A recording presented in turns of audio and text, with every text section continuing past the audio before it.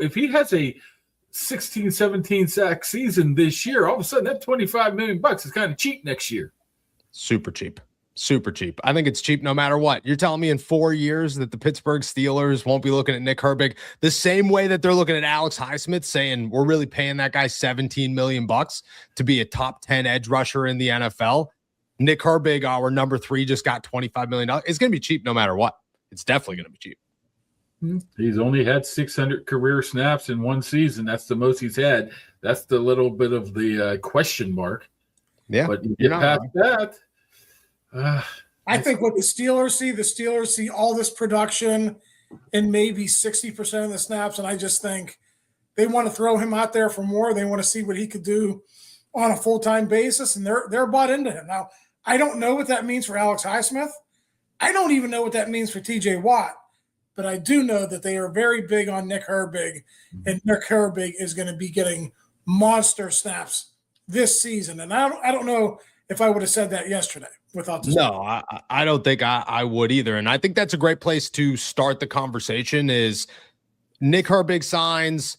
I mean, cheap is a great word, but it means so much. It was a deal that I think a lot of people view as, well, it's good that you got it done because it protects your future, but it opens everything up, even outside of trades, just on the Steelers. And let's say they keep their trio of guys. Do you guys think that Herbig becomes a quote-unquote starter, or do you think he plays starter-worthy reps or amount of reps, I guess, this season? Or is it a lot of the same and you're paying linebacker 3 $25 million? I think they're looking towards the future a little bit. I wouldn't be stunned if it's maybe not even across the board, but I don't think that still $25 million guarantees Nick Herbig's going to get more snaps than Highsmith and Watt. Did you see Highsmith today doing some of those drills? He was by far the quickest guy. He made TJ Watt look slow out there. And he's just very impressive to me.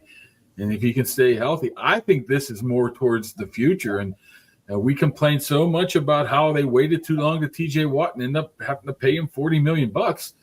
I think this is a way to get him at a cheaper price right now with, let's deal with next year if it's going to be Watt, if it's going to be Highsmith gone. So that's the way I look at it. I say it's going to be status quo this year, as in all 3 of those guys divvying up snaps.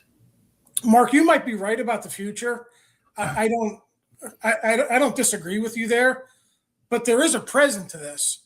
And right now, if it's status quo, they would be paying their backup $6 million more per season than their starter. And I cannot think of another instance ever in the time that I've covered the Steelers that's ever happened at any other position.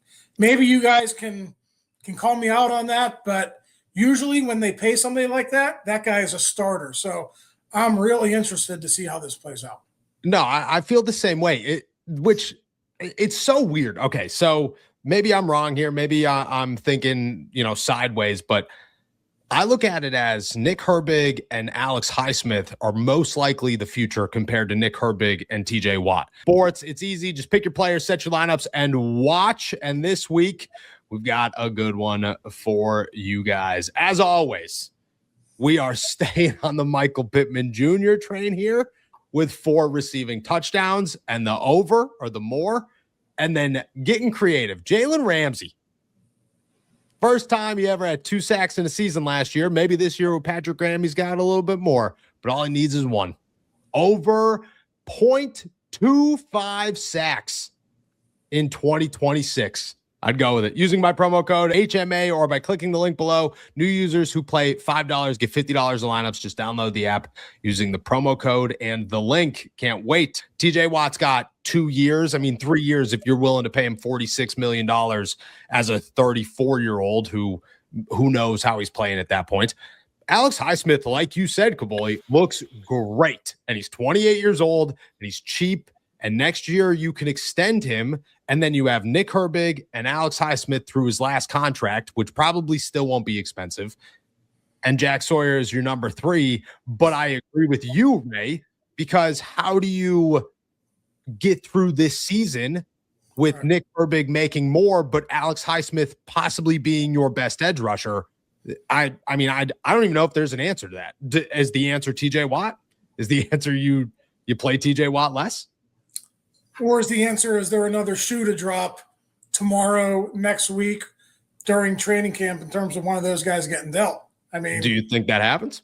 I mean, listen, we are 10 months removed from Micah Parsons getting moved. We are a few months removed from Max Crosby getting moved, and then we all know what happened after that. And then we're just days away from Myles Garrett getting moved. So, this edge rusher market, maybe teams are realizing that you can't pay quarterback money to these guys and get your money's worth. The Steelers have been resistant to trading TJ. I don't know if that's on the table any longer, but I feel like there's another shoe to drop here. I would be surprised if they go into this season with it the way it is now. I could be wrong, Mark, but I would be surprised if they invest all that money in one position. I mean, do you realize how much guaranteed money they have tied up in all those guys? It's crazy. It's like $150 million in guaranteed money just in those three guys. Well, there's always another possibility here. Maybe they are going all in for this year. Bite the bullet for 1 year. Next year, let's figure out what's going on here. All I say is, if you're going to move a guy like Highsmith, who would be probably more easily moved right now, let's just say hypothetically speaking, then TJ Watt all of a sudden craps the bed this year, then all of a sudden you're it's Herbig and Jack Sawyer, right?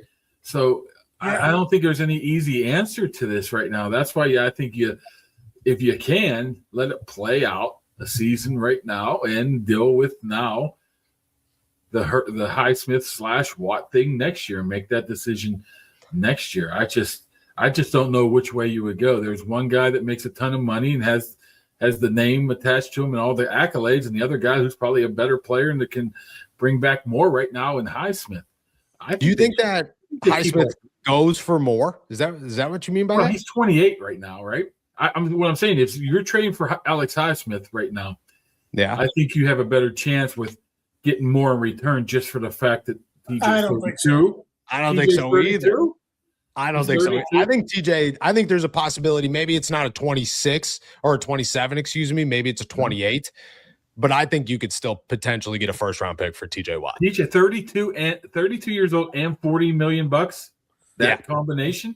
Just like you said about the Steelers being all in and being willing to pay these guys ridiculous amounts of money, I could see a team like the San Francisco 49ers, the New England Patriots, the Dallas Cowboys maybe saying, we're all in, we're going to win a Super Bowl.